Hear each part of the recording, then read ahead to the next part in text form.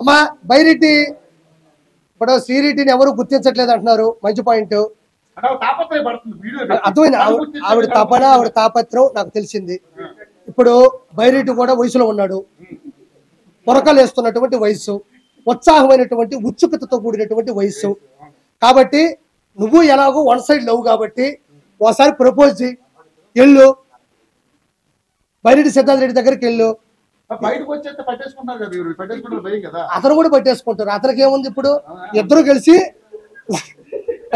కలిసి ఒకరినొకరు అర్థం చేసుకోవడమే నిజమైనటువంటి పరమార్థం. ఇప్పుడు వైఎస్ఆర్సీపీ వెళ్ళి బైరెడ్డిని పిలిపించుకొని ఇద్దరు మాట్లాడుకొని ఏమ్మా ఏంది పరిస్థితి ఏంది అనుకుంటే వాళ్ళ ఇష్టాలు వాళ్ళని అందరికీ వచ్చారు, అందరికీ సంతోషం. ఓం నమో వెంకటేశాయ.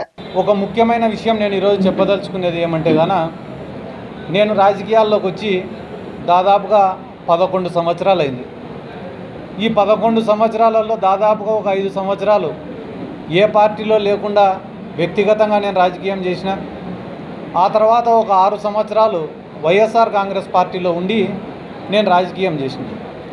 ఈ 11 సంవత్సరాలలో ఏ రోజైనా కూడా సొంత డబ్బు ఖర్చు పెట్టుకొని నేను రాజకీయం చేసినానే తప్ప ఏ రోజు రాజకీయాన్ని అడ్డం పెట్టుకొని 1 రూపాయిని ఇంటికి తీసుకొని పోయినది కూడా లేదు.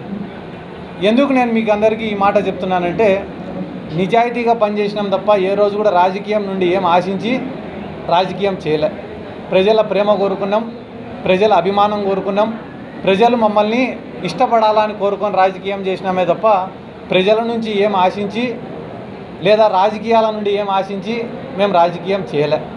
కాబట్టి రాజకీయాలలో గెలుపోటములు అనేటివి సర్వసాధారణం, సహజం. గెలిచిన రోజు పొంగిపోలేదు, ఈరోజు కుంగిపోయే ప్రసక్తి కూడా లేదు. కానీ ఈరోజు నందికొట్కూరు నియోజక ప్రజలందరికీ నేను చెప్పాలనుకునే విషయం ఏమంటే, నాకు ఈరోజు రాష్ట్రంలో ఇంత గుర్తింపు వచ్చిందంటే దానికి కారణం 3. ఒకటి నందికొట్కూరు నియోజకవర్గ ప్రజలు, ఇక్కడ ఉండేటటువంటి నాయకులు. రెండోది వైఎస్ జగన్మోహన్ రెడ్డి గారు. మూడోది వైఎస్ఆర్ కాంగ్రెస్ పార్టీ. నాకు ఇంత గుర్తింపు ఇచ్చిన ఈ మూడింటి కోసం, అంటే ఒకటి నందికొట్కూరు కోసం, రెండోది జగన్మోహన్ రెడ్డి గారి కోసం, మూడోది వైఎస్ఆర్ కాంగ్రెస్ పార్టీ కోసం నా ఆఖరి శ్వాస వరకు నేను పోరాడతానని చెప్పి ఈ సందర్భంగా నేను గట్టిగా చెప్తున్నా. ఎందుకంటే గాన నేను కూడా అనుకునేవాడిని మనసులో, చాలామంది నాయకులపై జగన్మోహన్ రెడ్డి గారికి దగ్గరగా కూర్చొని మాట్లాడుతుంటే నాకెందుకు ఈ అవకాశం రావడంలే, అంటే నేను పార్టీ కోసం కష్టపడి పనిచేస్తే జగన్మోహన్ రెడ్డి గారికి ఇంకా కొంచెం దగ్గర కావచ్చు, ఎప్పుడు కూడా ఇట్లా ఆలోచించేవాడిని. కానీ చాలామంది పార్టీలలో సీనియర్ నాయకులు ఉంటారు, వాళ్ళకే ఎక్కువ ప్రాధాన్యతలు ఉంటాయి, వాళ్ళు చెప్పిన మాటకే ఎక్కువ వాల్యూ ఉంటుంది. కానీ ఇప్పుడు ప్రతిపక్షంలోకి వచ్చినాం కాబట్టి ఇప్పుడు ఈ 5 సంవత్సరాలు నేను కష్టపడతా.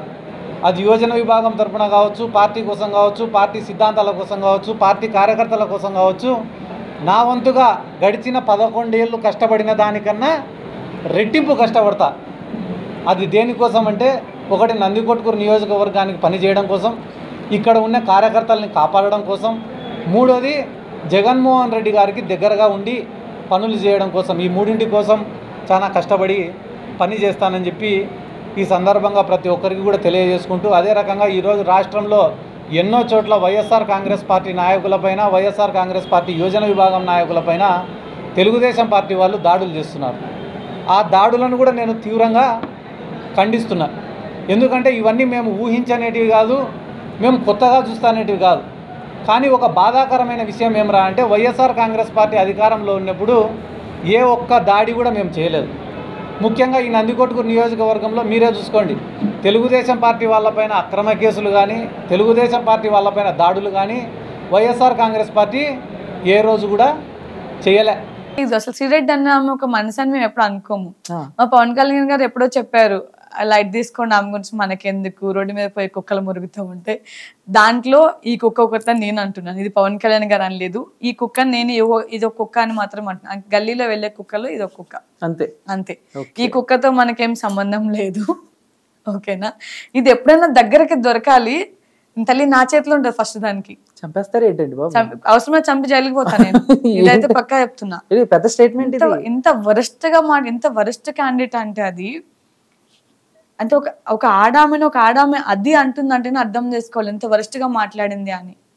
పవన్ కళ్యాణ్ గారు ముంజా అంటుంది. అసలు ఎవరు ఫస్ట్ చెప్పండి. నాకు తెలియదండి. కాదు ఈమె అసలు ఎవరు మీకు తెలియదు కాదు, నేను చెప్తున్నాను. ఇప్పుడు మీరు అడిగారు కాబట్టి క్వశ్చన్ నేను ఆన్సర్ ఇస్తున్నాను. పవన్ కళ్యాణ్ గారిని ముంజ అంటది, ఆ చుట్టుపక్కల ఉన్న వాళ్ళని ముంజ అంటది, మరి ఈమె ఏంటి? నోరు తెరిస్తే బూతులు. నోరు తెరిస్తే బూతులే వస్తాయి. అసలు ఆ వర్డ్స్ ఏంటి? అది నోటికి అన్నం తింటుందా, గడ్డి తింటుందా, అసలు మనిషేనా? అసలు నాకు అర్థం కాదు. ఎక్కడెక్కడో దాక్కొని తిరుగుతుంది. నిజంగా చెప్తున్నా, మా జనసేన మనుషుల మధ్యలోకి రావాలి. మగవాళ్ళు ఎవ్వరు దానికి అవసరం లేదు, ఆడవాళ్ళమే కొట్టి చంపుతాం దాన్ని. అయితే పెద్ద స్టేట్మెంట్ ఇది. సో ఫైనల్ గా అయితే చాలా బాగా మాట్లాడారు. అండ్ ఫ్యూచర్ ప్లాన్స్ ఏంటి? ఇంకా ఇది ఏం లేదు, ఉన్నంతకాలం సీరియల్స్ అలా చేసుకుంటూ పోతుంది. సినిమాలకి అయితే రారు? సినిమాలకు వస్తాను, మంచి క్యారెక్టర్స్ నాకు తగ్గ వచ్చిన. ఇప్పుడు రీసెంట్ గా ఏమన్నా వచ్చాయా? ఎవరైనా అడగటం?